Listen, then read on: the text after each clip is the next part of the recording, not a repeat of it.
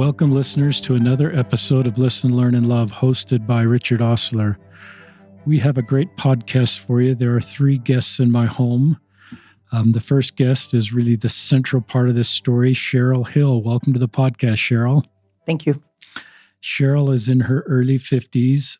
She was adopted into a Mormon family, and we probably won't have time to get into that. She served a mission in her early 20s, came out as gay or lesbian, and left the church roughly in 1990, eventually had her records removed in the 1990s, and has spent until really 2017. I can't do the math that quickly in my head. I think that's 30 years. 27. 27 years, thank you, Cheryl, out of the church.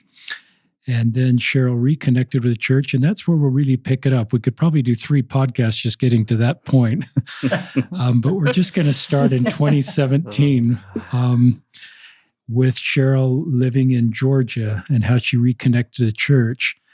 And her therapist has come all the way from Georgia to be part of this podcast, Jenny Cook, K-U-C-K. Welcome to the podcast, Jenny. Thank you. Happy to be here supporting Cheryl. Jenny is a marriage and family therapist, has a couple licenses, I believe, is a married mother of 4, 8 grandchildren, active LDS, and has been, I think, more than just a therapist, a lifeline, a friend for Jenny in Georgia, as she's connected to the church and needed a really good friend, therapist, all the skills that Jenny has to help Cheryl. So Jenny is here, and it'll be helpful for all of us to hear Jenny's role in this. Cheryl kind of said, I don't want to do this podcast without Jenny. I did say that. I did say that. And I just recognize I probably will never fully understand Jenny's role. We also have Bishop Nate Manning in our home. He is the bishop, as Cheryl moved to Utah, that Cheryl connected with, and she's had kind of choppy waters with priesthood leaders. Probably had some trepidation, if that's the right word, as she approached a new priesthood leader, but this turned into just an incredible experience with Bishop Nate Manning, who was a family friend. He was a coach at our local high school. Our youngest son had the chance to play under Coach Manning, but I'll never forget the meeting we went to when Coach Gummersall announced that Coach Manning would not be able to coach anymore because he had a new church assignment and needed to focus on that. And that was when you were called as bishop. It was, yeah. And here we are, full circle. Ben was in our home this morning and just briefly caught up with Bishop Manning. But Bishop Manning's been this bishop that just has this huge heart and love for all of Heavenly Father's children, and has played a significant role in Cheryl's life. Cheryl now is fully active in the church, has been through the temple. I've seen a picture of Cheryl in front of the Jordan River Temple. And so that's kind of maybe where the story will take us to. Cheryl identifies as lesbian. I think I mentioned that. If I didn't, I'm mentioning it now. So we all know this is an LGBTQ-focused podcast. Totally gay. And we just said a prayer that this will be helpful for you that are LGBTQ, you that are local leaders that want to do the right thing. Maybe there'll be some things you pick up, and just how to be a better friend.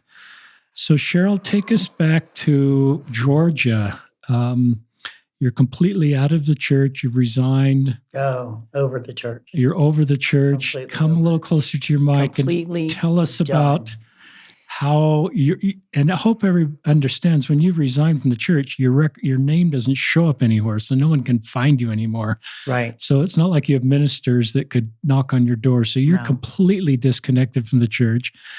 Just talk to us about how it all came about. Okay. So I moved to Athens, Georgia, after I lost everything in a fire in Rome, Georgia. And I was going there for just the summer. I needed to get my head back on straight. I wanted to get myself off drugs. And I was just there. It was random how I even ended up there. It was just weird. But anyway, so I was subletting one of the college. Oh yeah, go Bulldogs. So UGA at UGA University was subletting one of the apartments for the summer.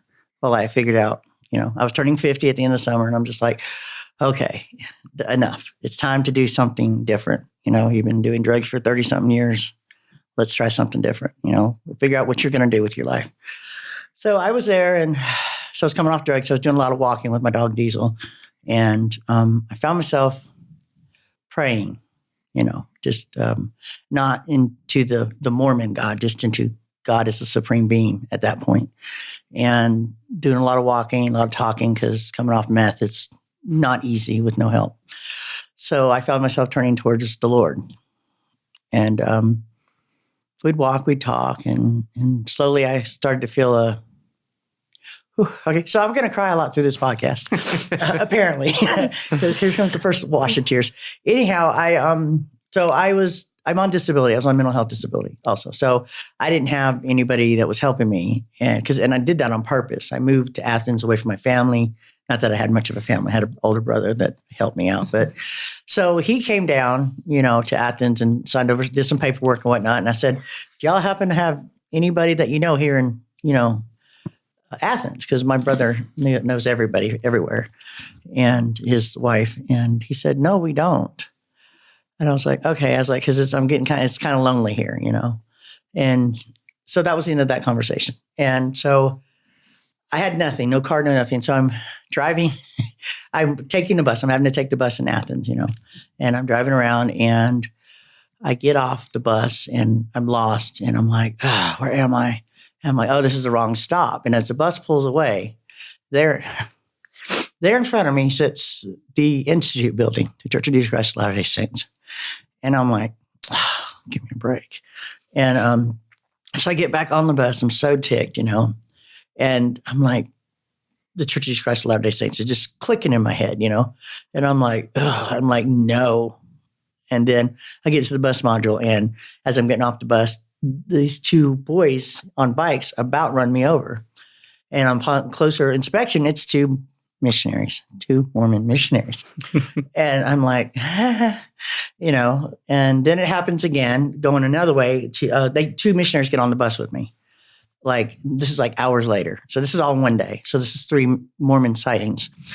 And then I forget what happened, but so there was another one. So I'm walking down the road and I'm angry. And I'm like, what? You want me to be Mormon or something? And I tell you to this day that the answer was yes. I felt it.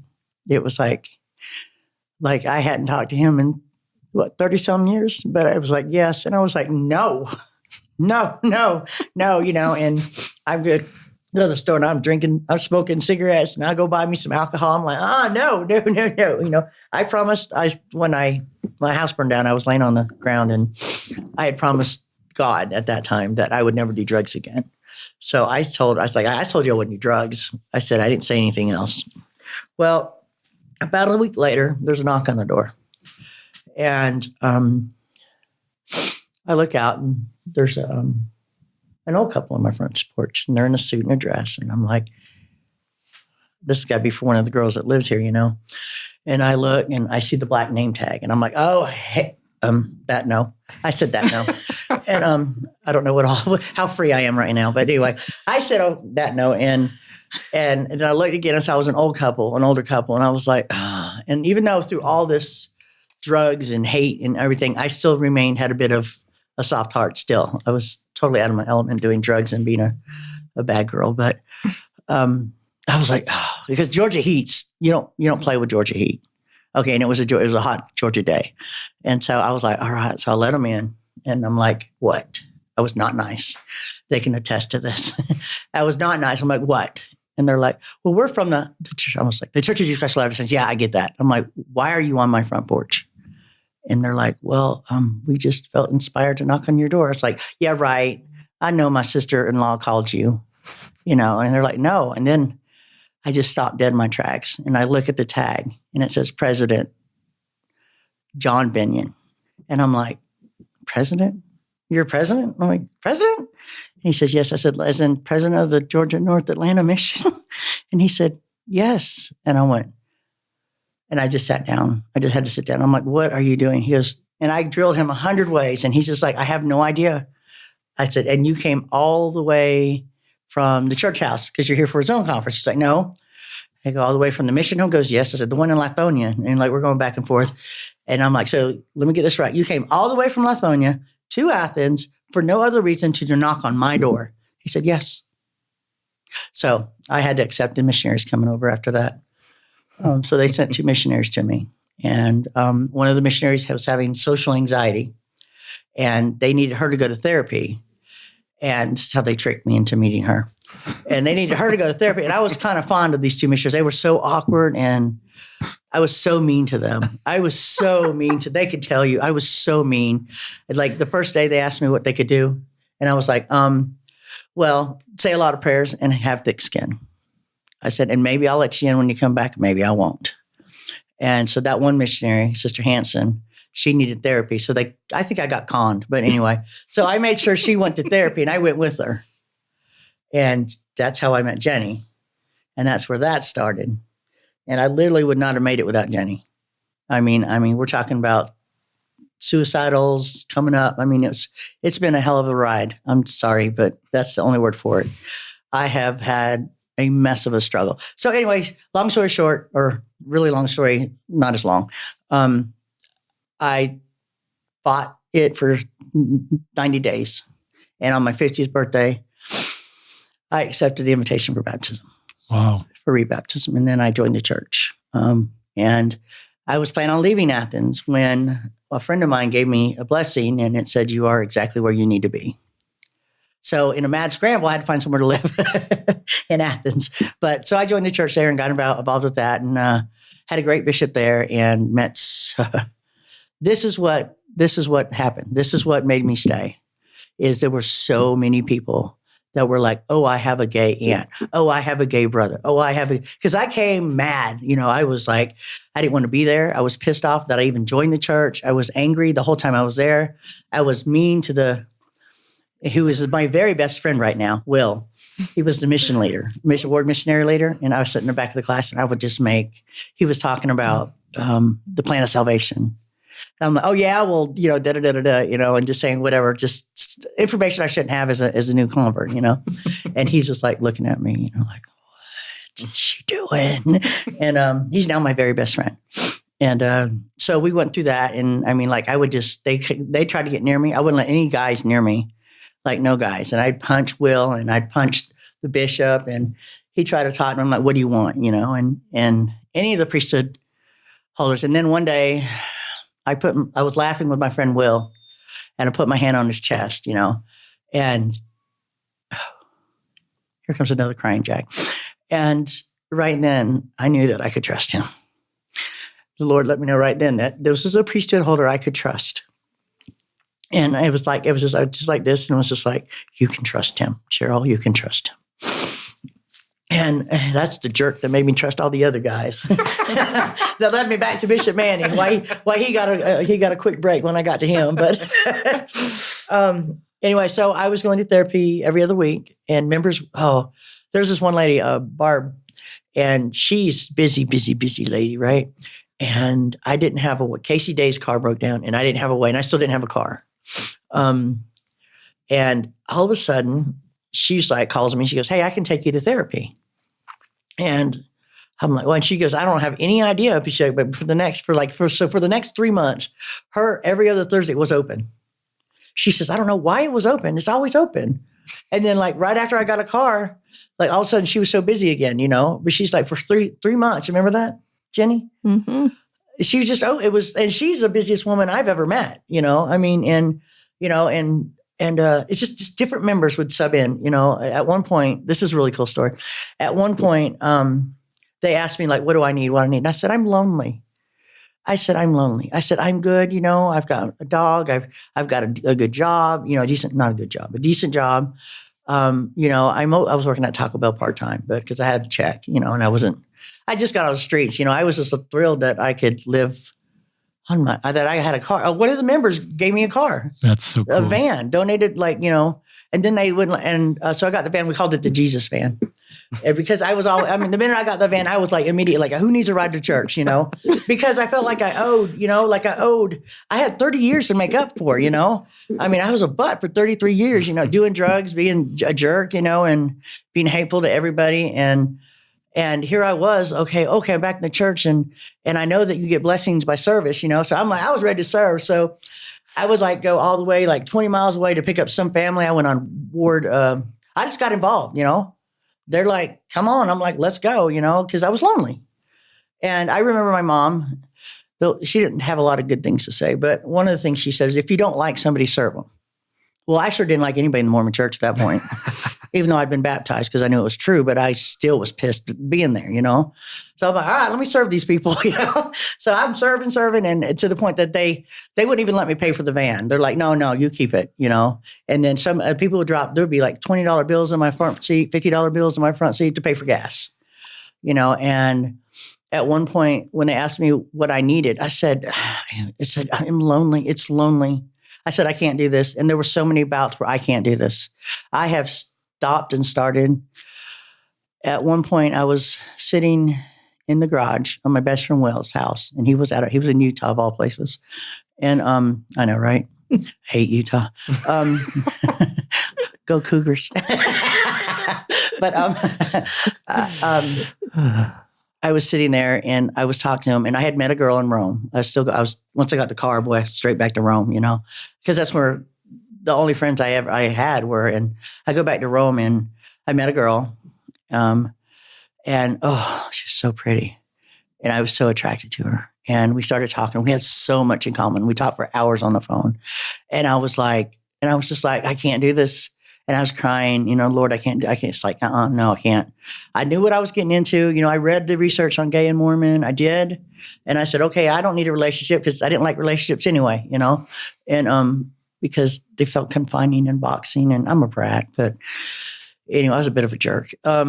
So I'm in just utter chaos. And so I'm sitting there and I'm struggling, and everybody that I made friends with, they're just not letting me go. I mean, if I didn't show up at church, they'd show up on the door, knocking, and I wouldn't let them in. They'd leave and come back with their kids. And, I remember Alex, Will's daughter's like, shower. I'm like, I need to take a shower. We're going to wait, take a shower. And he would literally sit there with his 5-year-old and his 2-year-old on my front porch, waiting for me to take a shower so I'd go to church. Like, I'm telling you, they did not give up on me. I had another friend, Jason, and they would do the same thing. So Will moved to Utah. I was so mad about that. I almost left the church there too, because the Lord had taken, I felt abandoned. I have abandonment issues. But anyway, Jen is shaking her head. Yeah, you would know, wouldn't you? Do you want to say anything? I'm just running. I'm trying to talk as fast as I can for you. Great. Yeah. Okay, so keep going. So Will was in, so this was this girl, Kim, right? And I was just like, and so that was where I was at the utmost struggle. And I was just like, and I was dying. And so I'm going to be really real for a minute, okay? So I was down in Rome, and I was drinking and smoking again at this point. Not drugs, because that promise was ironclad. I told the Lord, if he got me out of that mess, if I lived through this, I would never do drugs again. So that was a covenant I made outside the temple. But anyway, I know I was so proud of myself for going to the temple. I was just like, yeah. But anyway, giddy. Yeah, that was giddiness that you heard about being at the temple. Anyway,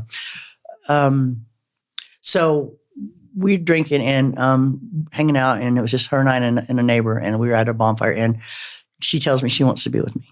And I'm like, well, you don't, you're not gay or whatever. And she's like, well, I've been with women before. And she's like, and so she goes on about it. And I'm like, and my heart is just exploding with, I'm so happy, and then I'm so complete, but I'm drunk. So it's like, I knew it, I'm trying to dull my senses. And so anyway, so we take it to the house, and then we take it to the bedroom, and we're going at it in the bedroom. And as we're ready to go all the way intimate, my primary class flashes through my head, and I see every one of them. Daniel, who I'm going to the football game tonight with, and all my little boys. It was all boys and one little girl named Evie, and they flashed through my head. And I'm like skunk drunk, right? I mean, like I shouldn't have, but that happened. And I jump out of the bed, and I'm saying, this is going to just have to be a kiss goodnight. I'm sorry. And I jump out of the bed, and I drive to the nearest parking lot so I can sleep it off. And I make it back to Rome, and come to find out they were all praying for me, And I make it over into Athens. And as I get onto 316, I just bust into tears, because I felt like something had carried me all the way over there, all the way home, And then I come to find out from Will that when he gave me a blessing, that there was 1 million angels that go into Rome with me every time. He's like, you have millions of angels that go into you to Rome. We don't like you in Rome, and they're all praying for me while I'm in Rome. And I get there and I go straight to Will's house, and he's not there. And I just fold, and I'm just like praying, like, Lord, I can't do this. I pass a curve and I'm like, let me just go straight. Georgia's very hilly, and I just really wanted to die. I just nothing was going to resolve this. I just needed to die. I just wanted to die. I couldn't do it. I cannot be gay and Mormon. I just can't. There's no way in hell I could do it. There's just like, no. And I'm crying, and I go out into the garage, and I'm sitting on the paint bucket, and I call Will, and I tell him what happens. And he's like, we were praying so hard. And I was like, I can't do this. I can't. And I'm praying as hard as I can, tears coursing down my face, like, please, I don't want to be gay. I don't want to be gay anymore. I can't be gay. I don't want to be gay, or I want to die. And I'm just sitting there, and I'm just like, just let me die, please. And Will's on the phone, and he's just bawling. He's like, no, I love you. I love you. I love you, And I'm there, not long, and elders, somebody shows up to give me priesthood blessing. I think it was Jason. And they show up to give me priesthood blessing, and that's when I find out that there was millions of angels that accompany me, and that I have some sort of mission in life. And so I passed that, I continued to smoke and drink coffee. I love coffee. It's the hardest thing I had to give up. Not even the gay thing was as hard as giving up coffee, I'm telling you. If I had to be straight and I got coffee and still be Mormon, I'd be so happy. But right, I could give up the girls for coffee. Sorry, I had to put some levity in there. Anyway, so we make it through that hurdle. And when I say we, I'm talking about the people in Athens Second Ward. When I went in to get my temple recommend, and I was so on fire. I had been back in the church for about a year, and I was so on fire. I'm like doing service, and I'm going to church, and I'm paying my tithing. Right? You remember? Jenny, you can tell this part of the story. But I'm like just on fire, And so we have to get the First Presidency to give me the permission, because I had written my names out the book. So it's the kind of same thing as being excommunicated. You have to take 3 steps back and punt. And anyway, so we wait on pins and needles. And the missionaries that were my missionaries came back and flew back in, to go to the temple with me, because, we knew we'd have an answer by this. And I get so finally, though they have to go back home because I still no answers. 3 months, no answer, 3 months. And then finally the answer comes in, and it was a no. It was a no. I was so angry, so angry. By the way, the Kim story's after this story, because after I got told no, I went on a tear. Did I not? Yes. I went on a tear. You tell them about the anguish of me being that Kim thing. Boy, that was a mess. That was like, 6 months of therapy all on its own. Yeah, you were heartbroken because the temple had been such a goal, and you weren't the most patient person. I'm not patient at all. This is correct. So I went on a tear, and I was like, and the Lord rejected me. The Lord, because I'm gay. Right. I mean, I'm going to throw that gay card every time I can. But, because I was angry. I didn't want to be in church, and the reason I left was because I was told I couldn't be gay and Mormon, and now I can be gay and Mormon, but I don't want to be gay and Mormon. I don't want to be Mormon. And then I didn't want to be gay. And then, you know what I mean? So it's just like, I'm just angry. Am I angry? I'm angry. So, and so I relapse and this and that and everything. And I'm mad, and I go storming out of the building. We almost had a repeat of that.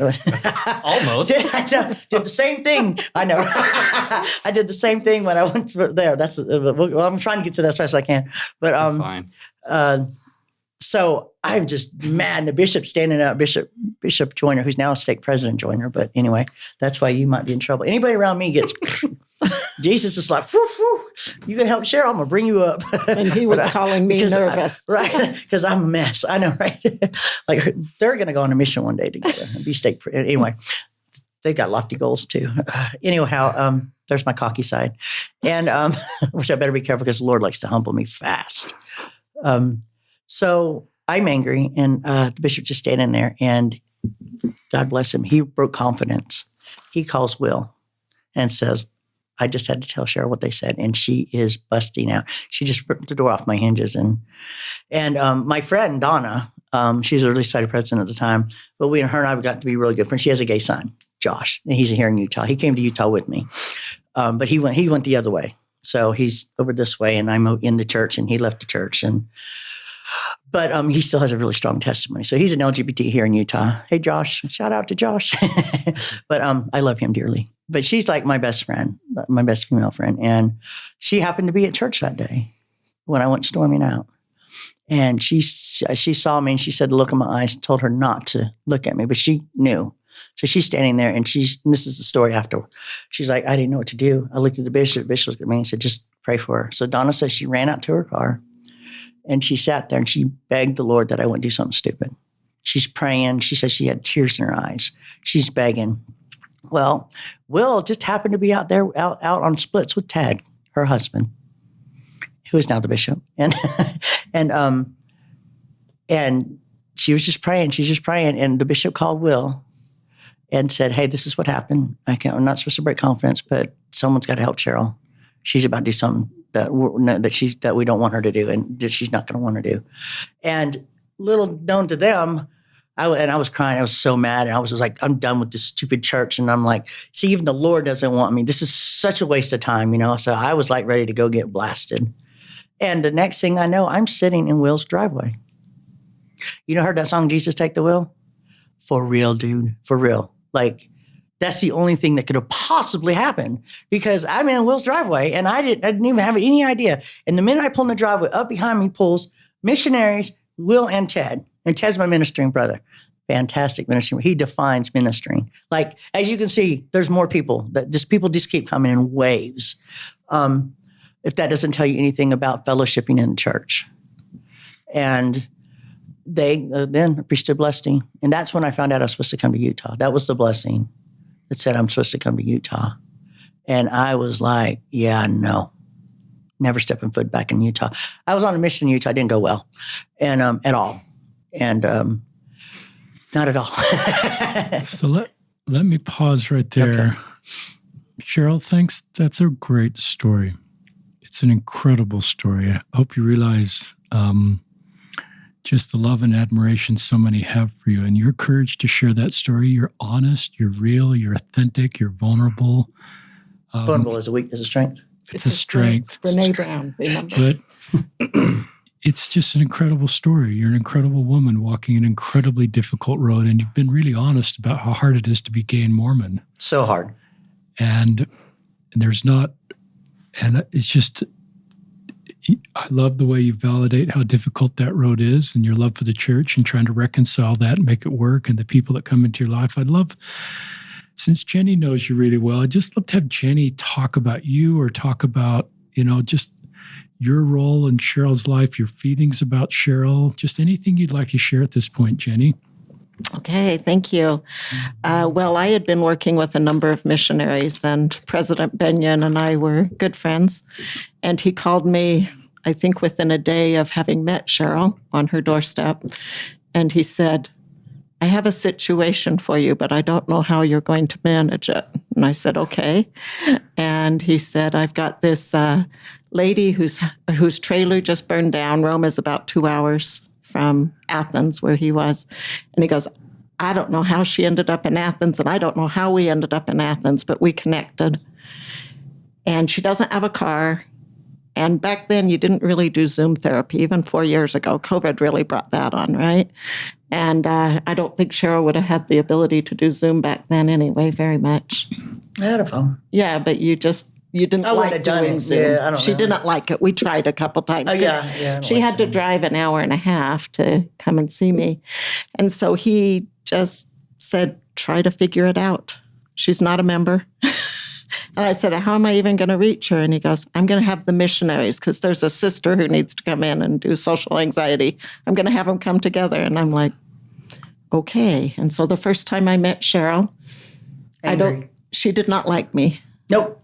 at all. Oh, tell him about the fact that you were my sister-in-law. As a matter of fact, she funny. was telling me about her brother, and they had been in my ward years before, and they had had a fire, and I happened to be the sister's visiting teacher and had helped clean Sister-in-law, up the Dwayne's sister-in-law's wife, visiting teacher. my companion. And she was her mission companion.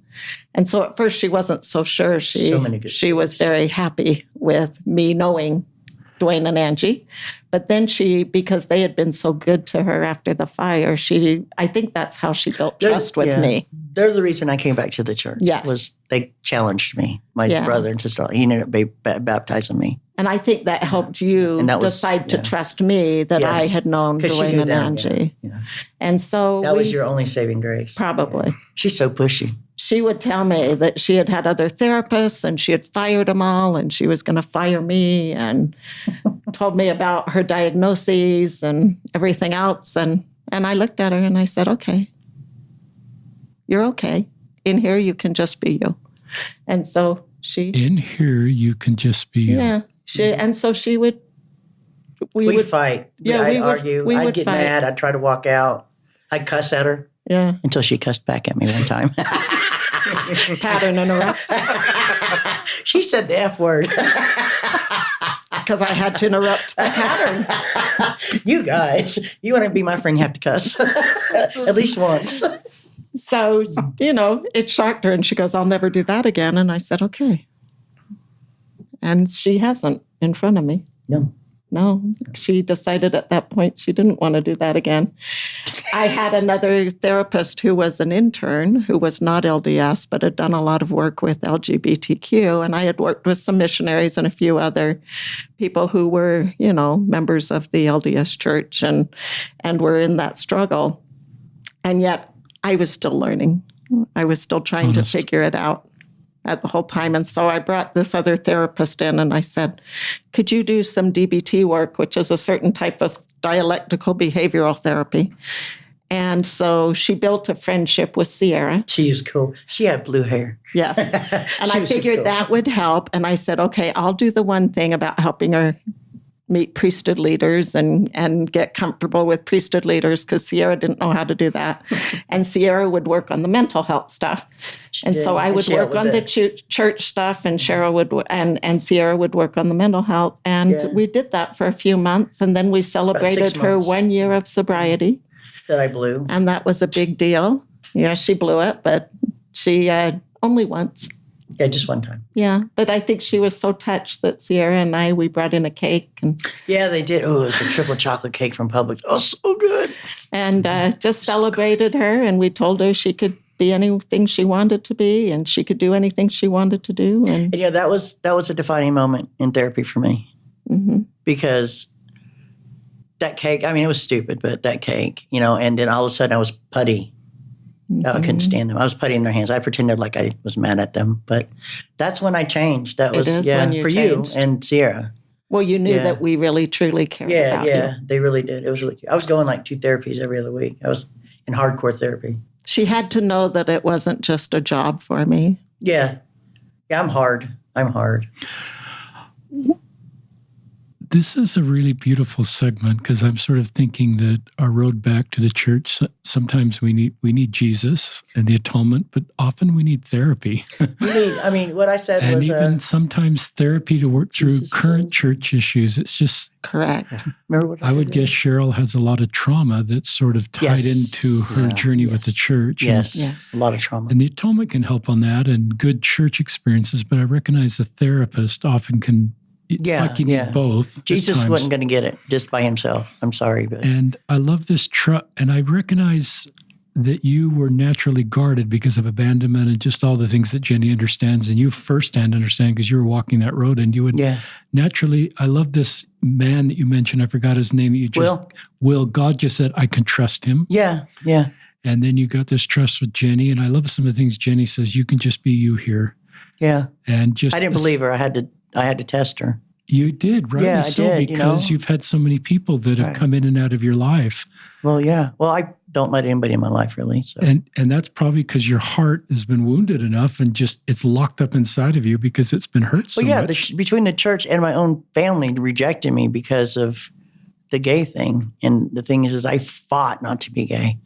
I came out when I was 23, but I knew I was gay like before, not very long before that, but actually I didn't actually come out until I was 25 to my family and friends, but at 23 I knew. And I stayed in the church and I fought.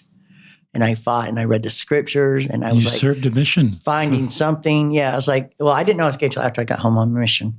But I was, even though I lived this crazy, unhealthy, abusive life, I was very sheltered also. So I didn't even know what gay was until a girl kissed me.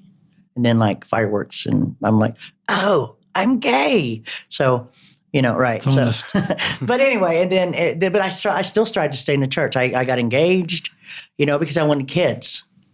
I wanted kids so bad. And I was like, well, I got to have a dude to have kids and I'm having a dude, and, but then I couldn't. And I just admire your journey to unlock your heart again that's been so wounded that would naturally just be boxed up in there and say, I'm going to try again, even though that's opening me to further woundedness. Yeah. So now I'm going to go. There's another podcast that we're skipping right now, but I'm going to take you all the way. You did mention you got a priesthood blessing. You're going to Utah. So yeah. So I'm going to Utah. So we can skip all the way. We can go to Utah. So now we're in Utah. Can I tell the story about Utah though real fast? Okay. So I get a check. And because this is a good story, because this is one of those Jesus things again, like he's always up in my grill. So I'm like fighting. I'm not going, And then my best friend, we're biking one day. She goes, I was praying about how to help you and Josh. And I felt that I should push you to go to Utah. At this point, everybody's saying Utah, except for most of my friends who are saying like, don't leave us. And I'm like, no. And I'm fighting. And so Jason and Will and all of them are like, let's fast about it. And I'm like, about what? He goes, when you're leaving. I was like, I'm not. He goes, you're leaving. Let's fast about when you're leaving. And I'm like, yeah, whatever. Okay. So there's like 5, 6, probably half the word fasting with me, right? And me being who I am, I say, okay, so we start to fast, right? About midnight, I get up, open the refrigerator. I'm like, I'm not fasting. And I drink a Coke, and I go lay back down. And the next morning I get up and I have breakfast. So I'm not fasting. I don't want to know. I'm being so belligerent, like I'm surprised Jesus hadn't like struck me down. But, and so on the way to church, I'm driving. And I usually listen to church music, right? But no, I go ahead and put on my country station. I crank it up because I don't want to know the answer. I don't want to. I'm like, and all of a sudden I hear in my head, May 1st. I'm like, I didn't ask. May 1st. I'm like, I did not ask. I said, I didn't fast. I didn't ask you. And May 1st for a third time as I'm pulling to the church parking lot. I'm pulling, I was just screeching. I'm so angry. I even have on pants, which is a little bit of my rebellion, but because I had to be all gay and, right. Like I ain't wearing no dress. But, and I walk into the foyer and there's Jason and Donna and some other people. And I'm late on purpose. And Jason looks at me and goes, it's not March 1st. And I went, I know. And so 3 of us at the same time go, yeah, it's May 1st. So that scripture out of the mouth of 2 or 3 witnesses. Yeah. So not only did that convince me when I needed to go, but that convinced me I had to go. So I was so angry about that. And that's May 1st, 2021? No, 2020. I've been here a year. Okay. And during so COVID. I'm like, okay, yeah, all right, whatever. I'm not, okay, fine. And like, fine, I'm going. I'm like, but I need $3,000 to get there. And there's no way because I work for $9 an hour, and I'm like, this is not going to happen. When I drove out of Utah, a month later, I had $4,000 in my bank account. Wow. Insane. I make $1,200 a month. I mean, at that time, so I was just like, oh, and the trip was so easy. It's so easy. And then I get to Utah. So, go ahead. Well, before she had even gotten to Utah, so it must have been the last week of April. Yeah. I had gotten a call from Bishop Christensen. Bishop Ted. Bishop Ted, who was my minister brother, is now the bishop. He had texted me and said, hey, we have a member moving into your ward. I just wanted to fill you in, which is typical practice for bishops that, we talk to one another when our members move. And from the minute I picked up the phone, he just raved and raved and raved about this woman and how much he loved her and how much he cared about her and the amazing woman that she was. he was almost upset that she was leaving because Well, his wife was. That was my best friend. I know she was mad. Yeah, you could tell it was a deep rooted love that they had for her. And, he gave me everything that Cheryl has already mentioned. He kind of let me know of the background of what, and he was so just complimentary over and over. And he said, I think he even told me, you have to have a little thick skin with Cheryl because she'll tell you how it is. And I thought, oh, that'll be fine. I've got You've thick coached skin. high school basketball. Yeah, I don't have hair, but I've got thick skin. I can, That's true. yeah. The no hair part. He told me when she was moving in. I then even texted Cheryl. Yeah, we texted a little bit. And I said, hey, I'm your new bishop, Bishop Manning. Just want to introduce you. Let us know what you need when you get there. And she would not accept any help moving in or anything. She just... No, that's when the Lord struck me down. Yeah. He likes to humble me. I mean, and not like a normal humble. Like, I almost died. Yeah. Remember? Yeah. Oh, yeah, remember? Oh, yeah. I wouldn't take any help. He about killed me. I was like a day from dying. Right. And so she moved in and, Oh, my gosh. we got an appointment set up. And the minute she walked in the bishop's office, I just knew how special Cheryl was. Oh, shut up. She is, Cheryl talks about throwing around, I'm quoting Cheryl, throwing around the gay card, right? She says, I'm gay, I'm gay, I'm gay. If there's one thing I know about Cheryl, I'm gay. before she is gay, Oh, yeah. she is Cheryl. Yeah. I don't define by the fact that I'm lesbian. And Cheryl is what I see when I look at Cheryl. I don't see a gay person. Because I'm not just a gay person. Because nobody is. Yeah, I know, right? That may be a part That doesn't of you. define me. Exactly. It's just one of the things that makes It's me a up. part of you. That's what I love about Cheryl. When you get to know Cheryl, I just say I'm gay just to get reactions out of people. It's just fun to see and I people sat down, shrink or love me. Yeah. Yeah, I sat down with Cheryl in the bishop's office, and the first thing that I said was, You cussed. I did get her on my good side. Yes, you did. Okay. I knew I had to, get her walls down, because the minute she walked in, I could tell physically the walls that she had up. Well, I mean, I'm coming all the way from I'm coming all the way from fidgety, Georgia. and she was uncomfortable, and I could just see it melt away. The first thing I said, which I just felt so inspired to say to Cheryl, was, Cheryl, I'm not gay. I'm naive. I don't have all the understanding. I don't get it, but I want to learn. I want to learn who you are. I want to know what you've been through, and I just want to learn how I can help. And the minute I said that, I could see Cheryl. Oh, let me just tell that part for you. Melt, yeah. Because so he said all that. I'm looking at him thinking, God, he's young. I was being judgmental. Yes, gay people are so judgmental. We are so judgmental. So stop playing. So I looked at him and I thought, oh, what a different looking person. And I was like, he's too young to be a bishop, and I'm like, oh, I got to do this all over again. I don't want to do this. And he said that, and I melted. He also said something else that helped, but I remember, like, just inside, I was like, oh, if he could have said anything right, in 100 million years, that was exactly what he needed to say. Why? It took me off guard. Okay, first off, he addressed the gay issue right off the get, and he did it in such a humble and genuine way.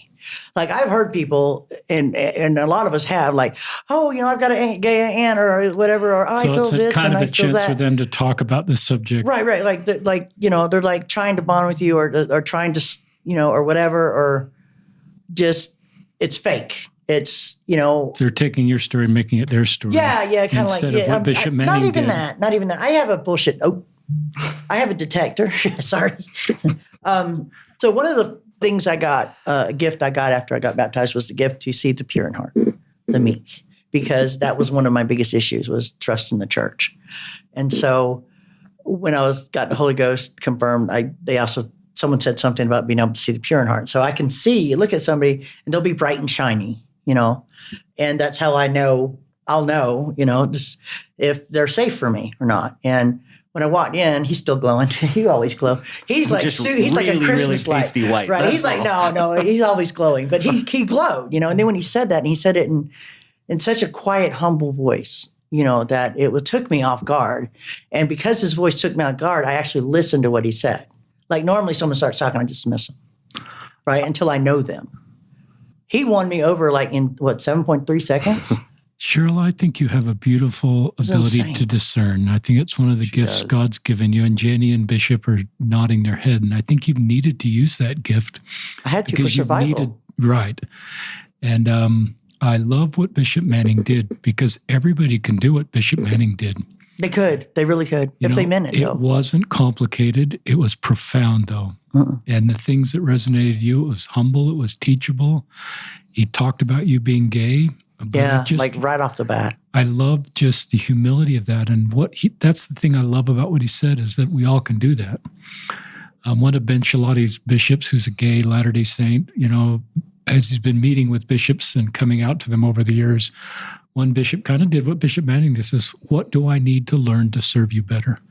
It was sort of like, teach me what, this space better than I do. Right, but I didn't have anything to say, though. So talk about, I want to go, we've got about 15 minutes left. I want to go wherever you want to go, but you're still don't have clearance to go back to the temple. No, yeah, you can talk about that. But you could talk about how this relationship developed. And I know, just talk about wherever either of you want to go. So COVID's here, right? And so he said what he said, and I was like, okay, I like him. I was like, okay. And I breathed a sigh of relief, and I have a running dialogue with Jesus.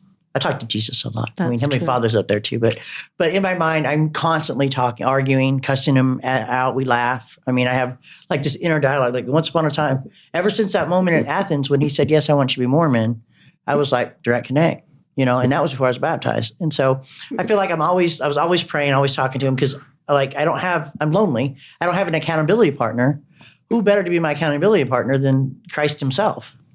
And I can say that now. I didn't know that's what was going on. That's really profound, by the way. Very. What you At the just said. time. But, because like I said, I struggled. I at first, That's really profound what you just said, by the way. I wasn't. Yeah. Like Do you we want could to hear it rewind. again? Yeah. Say it again. Your Say it again. accountability partner's who? And who's always there Christ. for you? Yeah.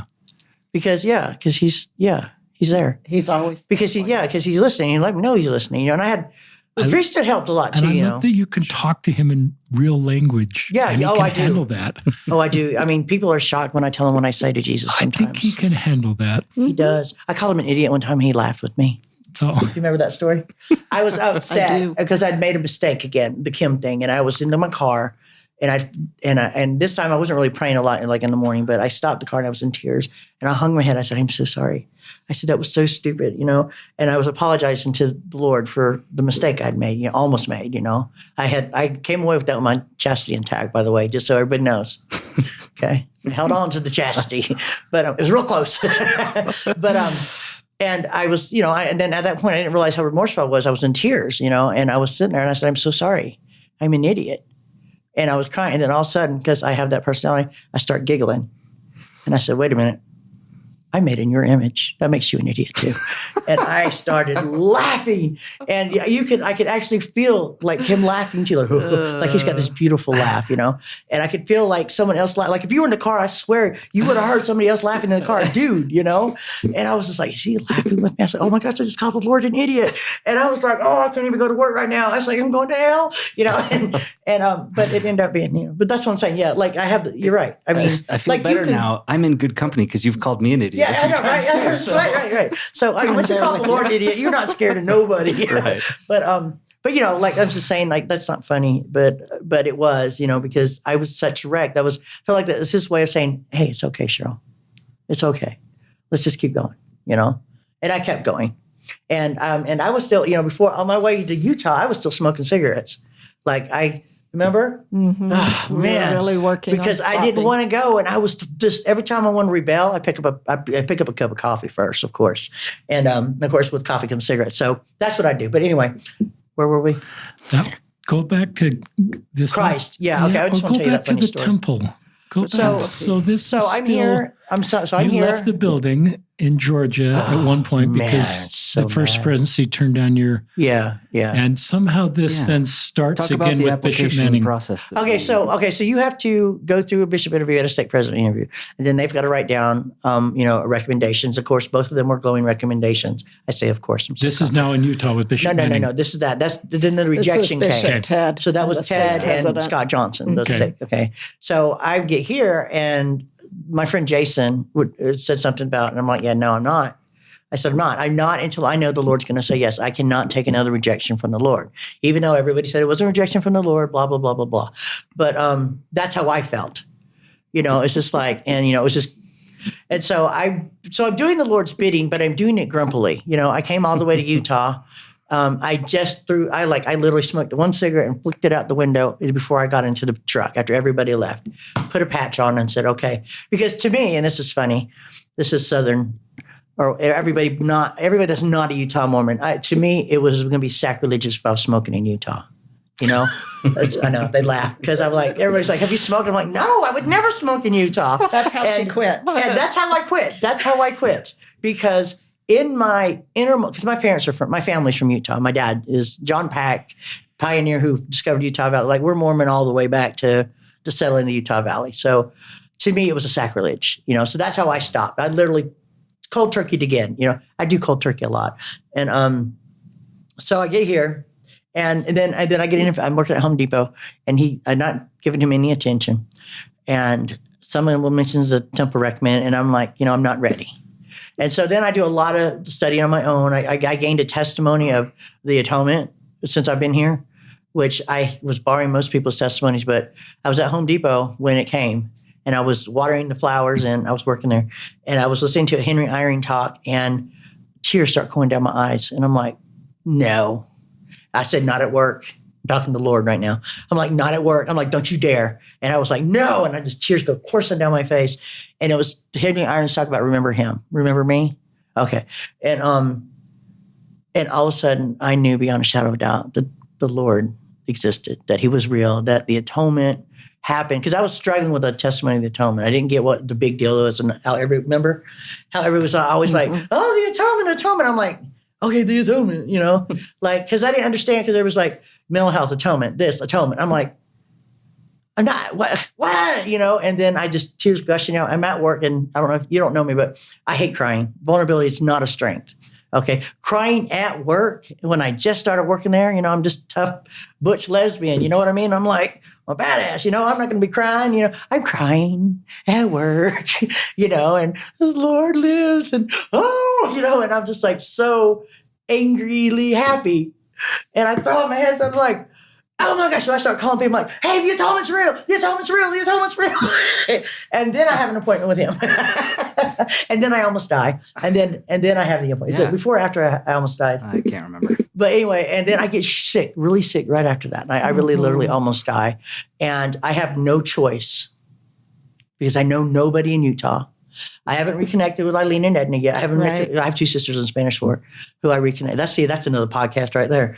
And could I jump in and kind of jump in, help me. How it was going at this time? I mean, she had been denied to receive her restoration of blessings, and there's a story when she came in to meet with me, and there was a few different meetings that we had to kind of, because she kept saying, I don't think I'm ready. I don't think I'm ready. Oh, yeah. And we said, let's pray about it. I'll fast. Well, the atonement thing is what made me ready. Yeah. And so we worked together and we didn't want to submit until she felt like she was ready. And there's a story from the Old Testament that I just think is so applicable, if that's okay. In 2 Chronicles 20, it's Jehoshaphat, king of Judah. And he wakes up, and a messenger from the kingdom of Judah comes and says, Jehoshaphat, there are all of these surrounding kingdoms that are coming to battle against us. He's, the children of Moab and the children of Ammon and others beside the Ammonites. They're coming to battle. And these are big kingdoms that are coming against the kingdom of Judah. And there's three things that Jehoshaphat says about his reaction. It says, and Jehoshaphat feared. And then when he starts praying, he says, "We have no might against this great company that cometh against us, neither know we what to do." So he was afraid. He had no might. He had no chance. And he had no idea what to do. And I feel like Cheryl was in that same... That's how she was before, and she got denied. And she was there again, and she was feeling these many issues. But there was one change, and it was what Jehoshaphat says here. It says, "We have no bite against this company, neither know we what to do, but our eyes are upon thee." And that was the change that Cheryl made. Yeah. Her eyes shifted to him and him only. And there's something you said though that was totally it. I can't even remember, because we'd had a few appointments, and he said, and I was like, really, I wanted the Lord to tell me, because I have a dialogue with him, I want him to say, okay, I'm going to say yes, go do it.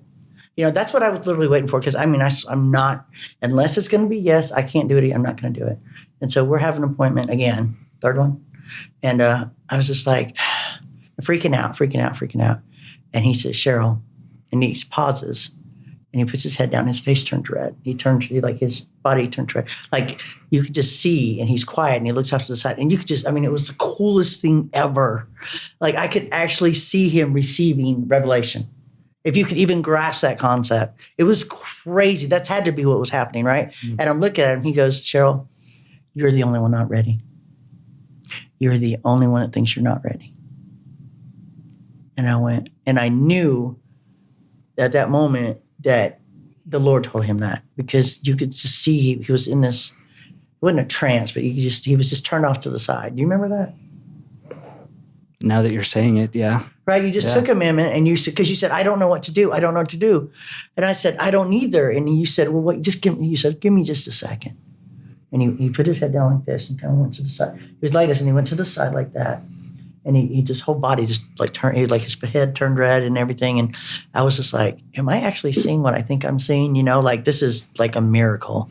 It's the craziest thing. And this whole calm, and I calmed down, and I was just like regular, like Cheryl, I'm not normally, and I waited, and I waited, and he just turned, and he looked back at me, and you could feel the presence of the Lord right then in that room. Like it was crazy cool. And he said, "You're the only one that does not think you're ready." And I said, "Let's do it."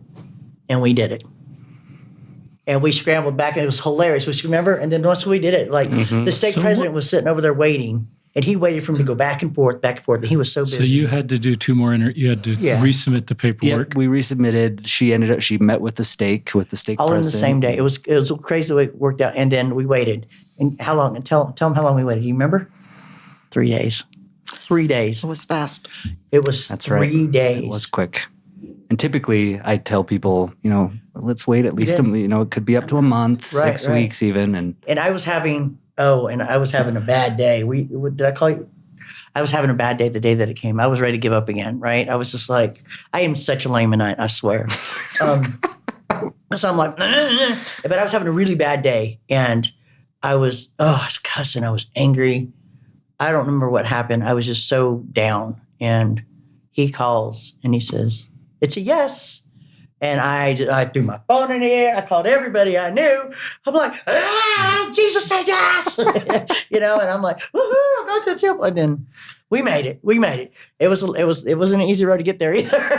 With COVID and this and that. And I had friends fly in from Georgia, South Dakota, to come with me. It's a small party of 16, but. Tell our listeners the date. Do you remember the exact date you went back to the temple? Yeah, it was August 15th. August 15th. I was going to look, but I didn't have to. It's August 15th. This morning was her 4th time, right? Yeah. They're making me go back. I'm having a hard time. Not a hard time. It's different. So it's okay. So the crew that God always constantly surrounds me with, because he told me, can I say this to our listeners? Okay. So when I was fighting the battle of I can't be gay and Mormon, I'm lonely, one of the first things that the Athens Second Ward did was they sent, how they send around paperwork for the missionaries to feed the missionaries on Well, my friend Barb goes, okay, we have an extra sheet. We're going to send around Cheryl.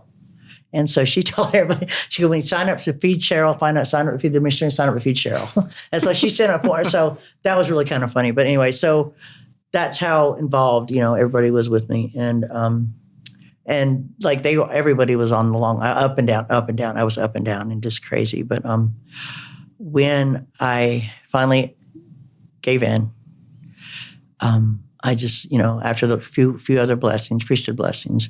And I'm going to tell you, all you people out there in LGBT land, Mormon land, get a blessing, get 1,000 if you have to, because that's what helps. It's people and helps and great priesthood leaders. And if you don't trust them, tell them you don't trust them. Tell them to bite you. And you don't need a temple recommend to get a blessing. No, you don't. You don't need to be living all the commandments. Because I wasn't. I was smoking, drinking, and doing drugs when I got my first priesthood blessing. Stop playing. That's an important thing to help people get understand. a priesthood blessing. I mean, stop being, you don't even have to stop being mad. I've been mad all the way up until like maybe a year ago, wasn't it? I still punching priesthood leaders. Yeah. But let me tell you this one, because this is important.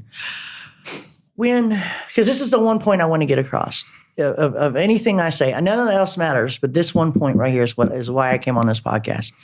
When I was like, I can't do this. I'm lonely. I don't want to be alone for the rest of my life. Bishop Ted was the one that gave me the blessing. He was just my Ted at that point, my best friend's husband at that point.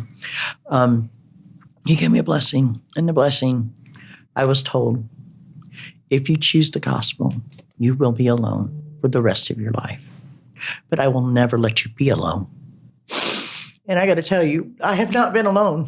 I mean, I have someone to kiss at night.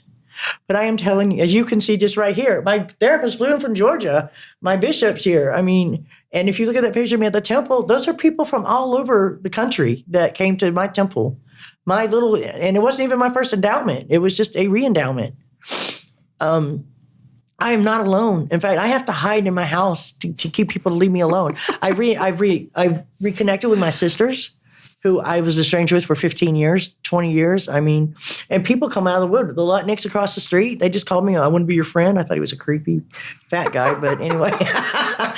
But I mean, and I tell them, Jenny, how I just pick people up. She does. She has a posse, and she at first was worried she wouldn't have one here in Utah.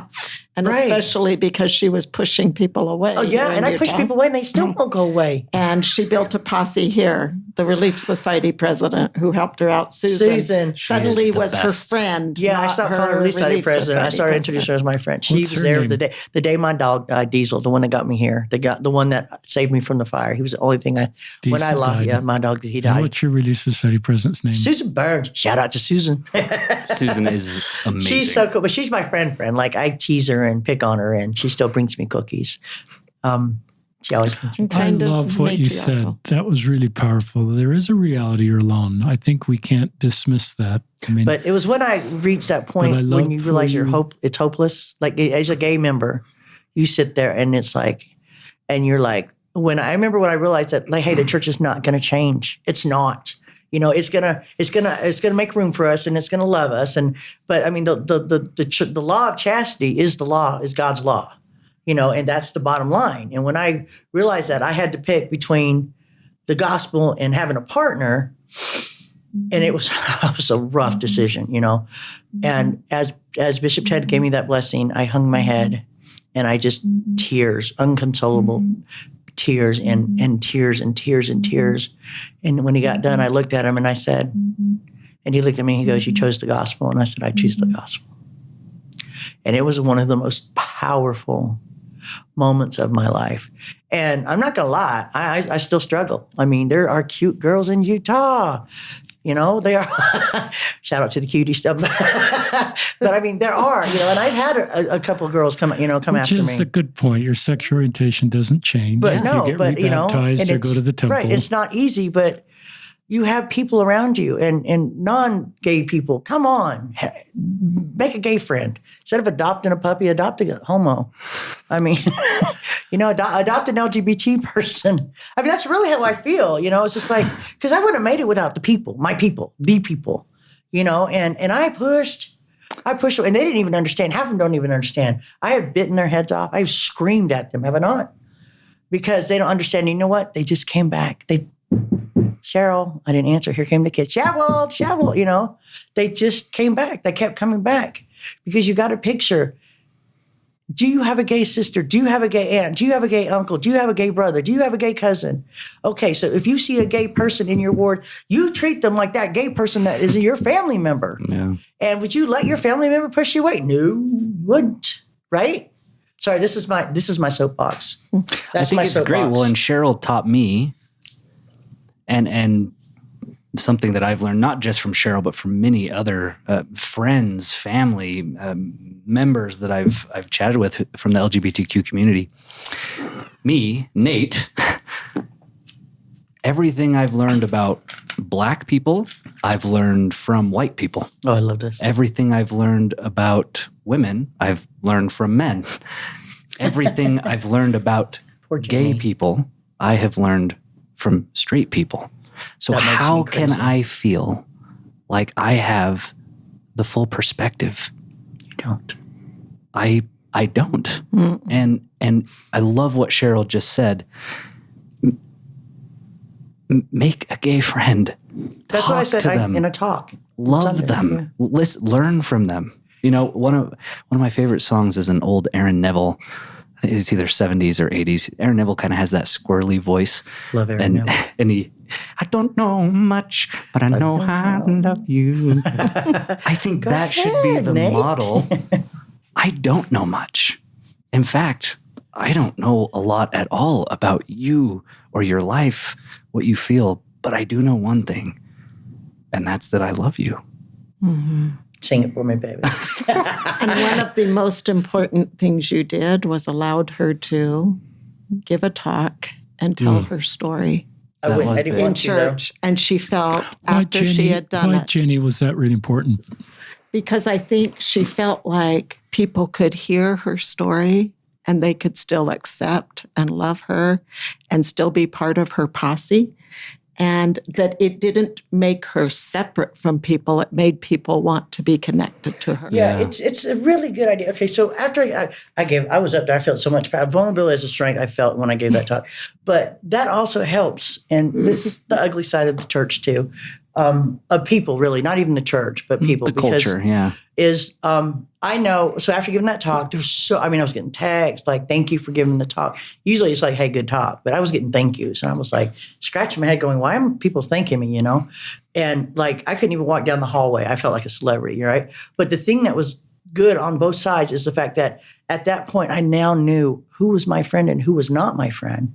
And I could protect myself by staying, got caught off guard at that Police Society thing when those two women walked out. But you know, the thing is that I knew who I was safe with, you know, so it didn't matter the other people that were not down with the LGBT thing, you know, that's fine. They don't have to be.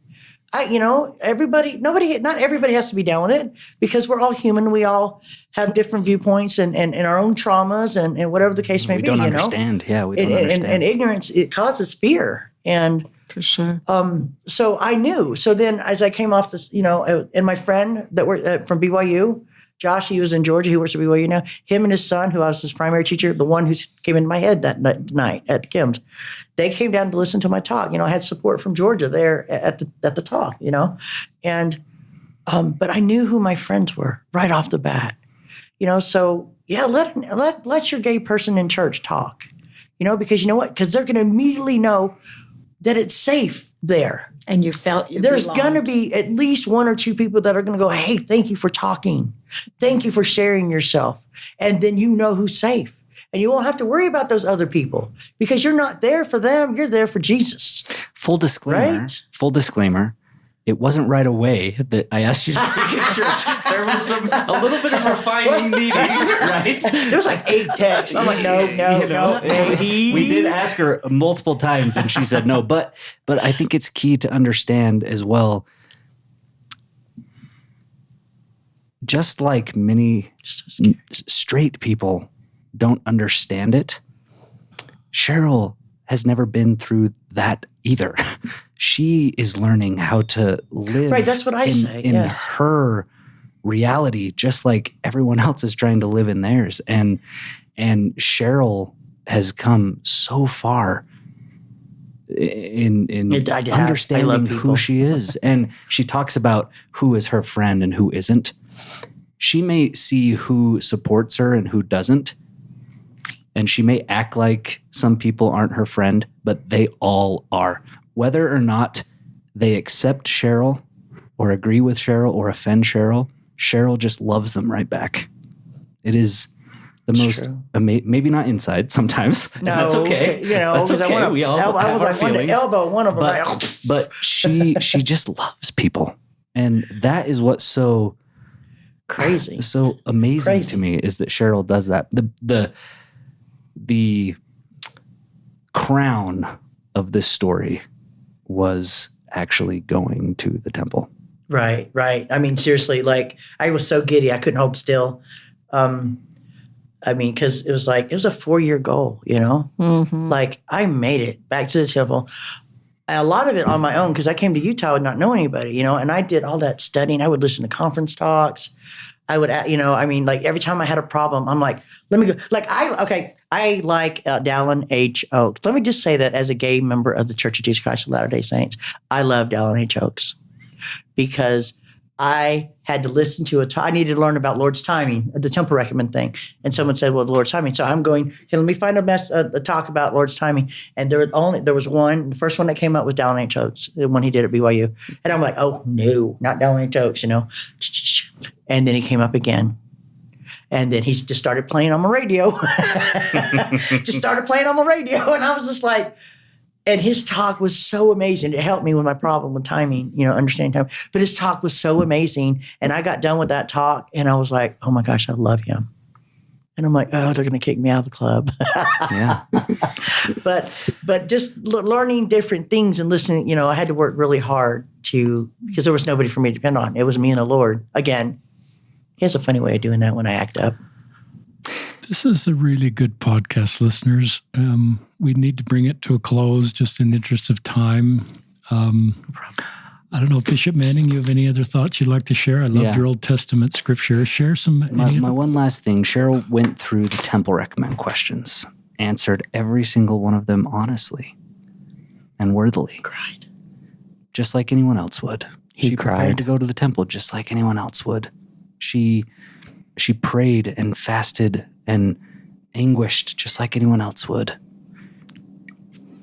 And it felt just like any other member working towards the temple. No, it didn't, because you cried. Well, yeah, but I cry when I see a cat cross the road. No. But the beautiful part was sitting in the temple and realizing that an openly gay woman was sitting in the temple worthily. The highest degree of glory is what that represents. That's what you said. And there is power in that. There is. And just like I started, Cheryl, before she is gay, she is Cheryl. I like that. I like that too. Can I put that on our t-shirt? Jenny, Sure, let's make them. do you have any final thoughts you'd like to share? Well, I think I'd just second what Bishop Manning said. I've known Cheryl for 4 years, and we talk a lot about vulnerability. You've heard her battle it, and I do a lot of Brene Brown work, and Brene Brown battles vulnerability, and I battle vulnerability. And I think what I learned about Cheryl that just made me love working with Cheryl and be excited when she was coming or when she would text or anything else is she is authentic. And it is about being who you are and being your authentic self, but having the desire to learn and to grow and to get even better than who you are now. And that has always been Cheryl's goal. That is powerful. We'll finish with that statement. So, Cheryl Hill, great job. There are so many parts of this podcast that people play and replay, and you have a way of teaching the gospel of Jesus Christ in a very practical, authentic, vulnerable, healing, helpful way. There are straight members listening that you will have taught them things that will be helpful. So the message you have is for the whole church and for the whole world because of your story and the role of of Jenny and Bishop Nate Manning, Jenny Cook, K-U-C-K, and Bishop Nate Manning. I am thinking back, just reflecting of the sadness that that whole basketball team felt when Bishop Manning, it was announced that he had a church calling and wouldn't be the coach. And I didn't know him very well, to be honest. I knew your name, and I knew the boys were really sad. And I never thought I'd hear the rest of the story, but I sort of feel like I'm hearing the rest of the story of him not being our coach anymore and going off to serve as bishop, and knowing he needed to commit to that full time, and he really couldn't be a father and a business and have a career and coach on the side. And I recognize the sacrifice because he loved coaching, but then he gets to meet Cheryl and all the work he's doing. And Paul Harvey used to say the rest of the story. So I feel like I'm hearing just a little bit of the rest of the story of what happened that night in a very practical and authentic way. But Cheryl, you're the real hero of this podcast. Yeah, absolutely. And you have done a great job, and you've blessed a lot of lives. So this is Richard Osler signing off from another episode of Listen, Learn, and Love.